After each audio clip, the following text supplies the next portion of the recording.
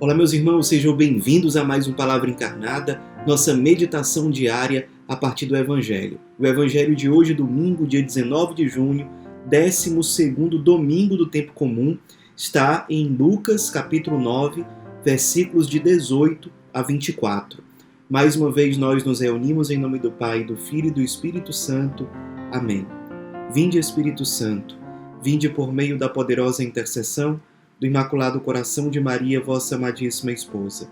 Vinde, Espírito Santo, vinde por meio da poderosa intercessão do Imaculado Coração de Maria, vossa amadíssima esposa. Vinde, Espírito Santo, vinde por meio da poderosa intercessão do Imaculado Coração de Maria, vossa amadíssima esposa. Diz o Evangelho de hoje. Certo dia, Jesus estava rezando num lugar retirado, e os discípulos estavam com ele. Então Jesus perguntou-lhes: Quem diz o povo que eu sou? Eles responderam: Uns dizem que és João Batista, outros que és Elias, mas outros acham que és algum dos antigos profetas que ressuscitou. Mas Jesus perguntou: E vós, quem dizeis que eu sou?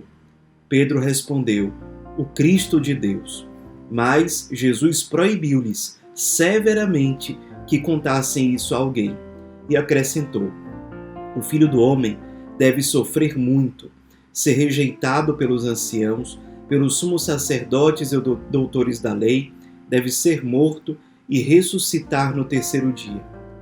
Depois, Jesus disse a todos: Se alguém me quer seguir, renuncie a si mesmo, tome sua cruz cada dia e siga-me. Pois quem quiser salvar a sua vida vai perdê-la, e quem perder a sua vida por causa de mim, esse a salvará. Meus irmãos, nós estamos acompanhando o Evangelho de Lucas. Nós finalizamos já algumas semanas o tempo da Páscoa. Depois tivemos um domingo dedicado à Santíssima Trindade e agora sim, nós voltamos aos domingos do tempo comum, continuando de onde nós tínhamos parado antes da Quaresma, agora na 12ª semana do tempo comum. E o trecho do Evangelho de hoje mostra Jesus inicialmente rezando a sós e logo em seguida ele faz uma pergunta crucial que está presente em outros evangelhos também. Ele se volta para os seus discípulos e pergunta, e poderíamos refletir sobre isso, sobre Jesus fazendo essa pergunta a nós hoje. Quem dizem por aí que eu sou? Naquela época os discípulos disseram: olha, alguns dizem que és João Batista, outros que é Elias, ou algum dos antigos profetas que ressuscitou. Hoje, sei lá o que as pessoas diriam, que Jesus foi um pacifista, ou que Jesus foi um entre grandes líderes religiosos. Outros diriam que Jesus é a minha vida, que Jesus é tudo. Enfim, várias respostas nós teríamos para dizer a ele. Mas ele afunila a pergunta e pessoaliza. Ele diz para os discípulos e nos diz hoje: E vós, quem dizeis que eu sou? Pedro dá uma resposta correta, uma resposta que vem de dentro do seu coração, fruto da experiência que ele havia tido com Jesus. Tu és o Cristo de Deus, ou seja, o ungido, o escolhido, o separado, o consagrado. Tudo isso significa o Cristo de Deus. E Jesus proíbe os apóstolos que divulguem isso por aí. Não era o momento de explicar tão claramente para as pessoas quem era Jesus, e ele começa a explicar quem ele é, porque é correto dizer que ele é o Cristo, que ele é ungido, que ele é o separado de Deus e tudo mais. Mas certamente o modo como os apóstolos entendiam essa expressão ainda não estava maduro. E Jesus começa a dizer para eles coisas que certamente os impressionaram e nos impressionam até hoje. Ele diz que ele, o Cristo de Deus, o Filho do Homem, deveria sofrer, deveria ser rejeitado. Ou seja, nós somos chamados a seguir um Cristo que é sofredor e que é rejeitado. É assim que ele se apresenta para os discípulos nessa ocasião, certamente já preparando os discípulos para a cruz que eles iriam presenciar ou testemunhar mais para frente. O Cristo também quer nos preparar.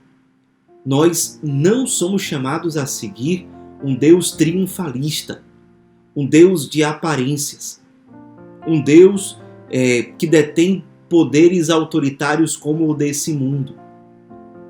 Nós somos chamados a seguir um Deus que se fez homem, que assumiu a nossa carne e que se identifica com os sofredores e os perseguidos, os marginalizados, com os pobres.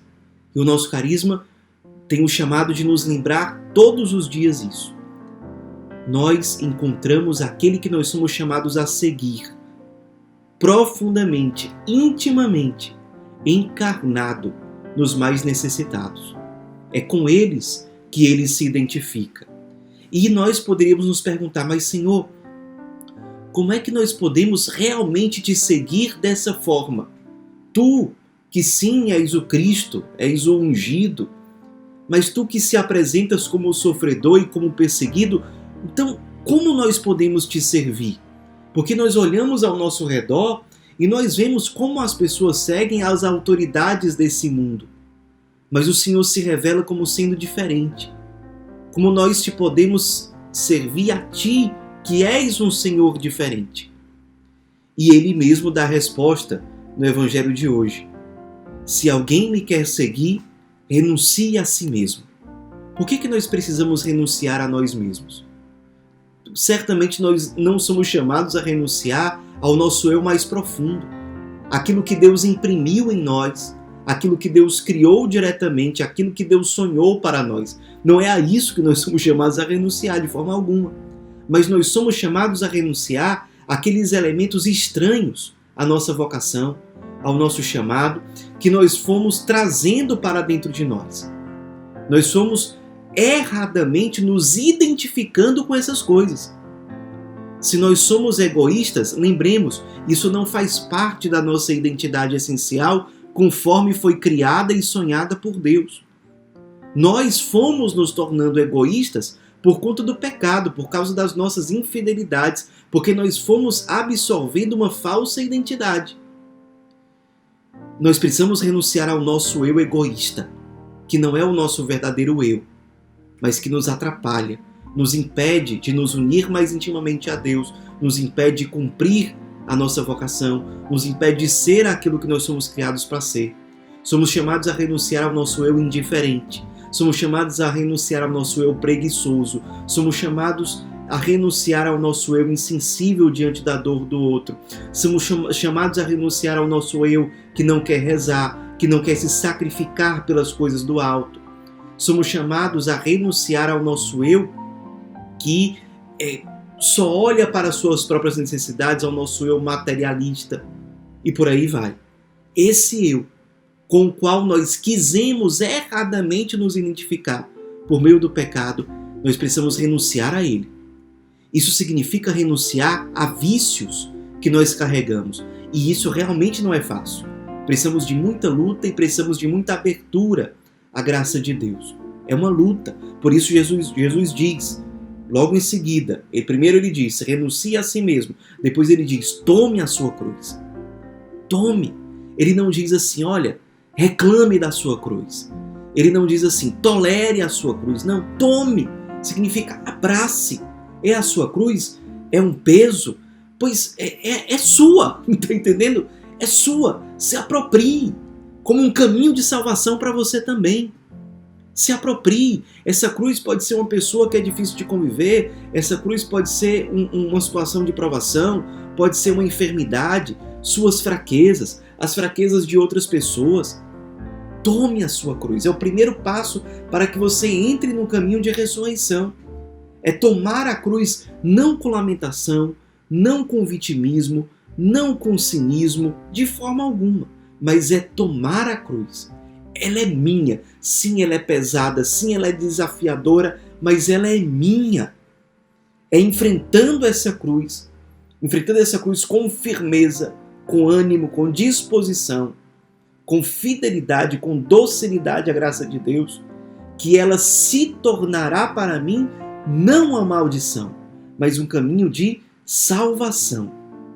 E Jesus diz quem quiser salvar a sua vida vai perdê-la. Por quê? Porque a vida não foi criada por Deus para ser poupada, mas para ser consumida com amor. Por isso ele diz: quem perder a sua vida por causa de mim, esse a salvará. Quem se poupa, se perde. Quem se consome, com alegria, se salva. Somos chamados, portanto, a nos consumir. O Evangelho de hoje nos apresenta, portanto, um Cristo sofredor, desprezado, perseguido. E nos chama a segui-lo, renunciando a nós mesmos, naquilo que não é a nossa verdadeira identidade, renunciando aos nossos vícios, às consequências que o pecado deixou em nós, aos pecados que nós cometemos quase que diariamente. Tomar a nossa cruz, assumi-la como nossa e não como uma maldição, mas como um caminho de salvação. E eu queria propor para você, vivendo o Evangelho de hoje, a fazermos o exercício espiritual todos os dias, de renunciarmos com um sorriso no rosto. Sim, porque às vezes a gente renuncia, mas com pesar, com a lamentação. E essa renúncia acaba não sendo libertadora. E digo logo para você, não é hipocrisia você renunciar com um sorriso no rosto. Pelo contrário, é você aprendendo a amar mais. Não tem nada de hipocrisia nisso, não tem nada de falsidade. É você se esforçando, se abrindo à graça de Deus para tomar a sua cruz com alegria, enxergando nela um caminho salvífico. Sim, naquele sacrifício diário talvez que você tenha para aquele serviço, para conviver com aquelas pessoas, para cumprir com aquilo que é esperado de você, para ter vida de oração e por aí vai. Fazer essas renúncias com um sorriso no rosto. No começo vai ser muito difícil, mas se esforçar para isso, renunciar com alegria. E quando a gente vai renunciando dessa forma, se abrindo à ação da graça, ou seja, abertura aos sacramentos, a vida de oração e essa renúncia que procura ser cada vez mais alegre e livre, nós saímos do estado de renúncia e vamos para um estado mais profundo de entrega a Deus, que a teologia ascética e mística da Igreja chama de abandono. O abandono espiritual, que é muito mais profundo do que a renúncia. A renúncia é virtuosa, a renúncia é meritória, mas o abandono é um sinal de uma intimidade muito maior. O abandono significa que sim, eu sou perseguido, sim, há cruzes, sim, há sofrimento, mas eu confio totalmente em Deus. Por isso eu sou inteiramente dócil. A gente não se torna abandonado em Deus, nesse sentido, do dia para a noite.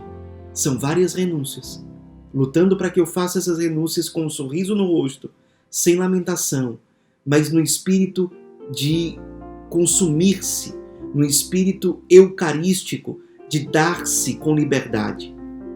Eu vou cada vez mais me abrindo para que os dons do Espírito Santo vão me aperfeiçoando, me fazendo amar mais, até o ponto em que não é mais uma simples renúncia, é um total abandono a Deus, segundo a sua vontade, seja qual ela for.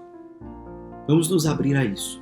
É desse jeito que nós correspondemos ao amor que nós somos chamados a dedicar a Jesus, sofredor e desprezado. Comecemos com as renúncias em Deus, tomando a nossa cruz, nos consumindo e nos abrindo para que o Espírito Santo vá nos fazendo amar mais, nos santificando, até o ponto de nós nos abandonarmos tanto em Deus, que seremos um com Ele, configurados a Cristo, unidos inteiramente a Deus, como aquela gota d'água que se une ao vinho que vai ser consagrado na celebração eucarística. Que a Virgem Maria interceda por nós. Ave Maria, cheia de graça, o Senhor é convosco. Bendita sois vós entre as mulheres e bendito é o fruto do vosso ventre, Jesus. Santa Maria, Mãe de Deus, rogai por nós, pecadores, agora e na hora de nossa morte. Amém. Em nome do Pai, do Filho e do Espírito Santo. Amém.